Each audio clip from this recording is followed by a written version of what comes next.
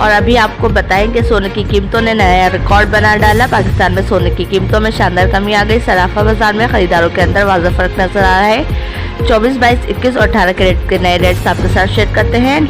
Latest gold rate में इन पाकिस्तान में आपको वेलकम करते हैं। साथ ही साथ आपसे गुजारिश है चैनल को सब्सक्राइब कर लें, वीडियो को लाइक और शेयर भी करें।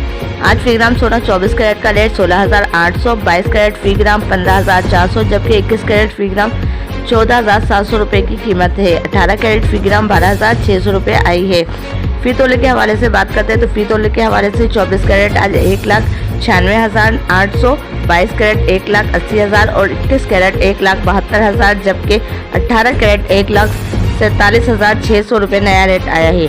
अगले चंद रोज के दौरान सोने की कीमतों में भारी कमी से मुतालिक बड़ी पेशनगोई की गई है। बताए गए हैं सोने के रेट में अगले 2 से 3 रोज के दौरान में 5 से 7 हज़ार तक मजीद कमी का बड़ा इम्कान है। लिहाजा सोने की खरीदारी करने वाले या इरादा रखने वाले सोने की खरीदारी मत करें, बल्कि अभी कुछ दिन इंतज़ार करें।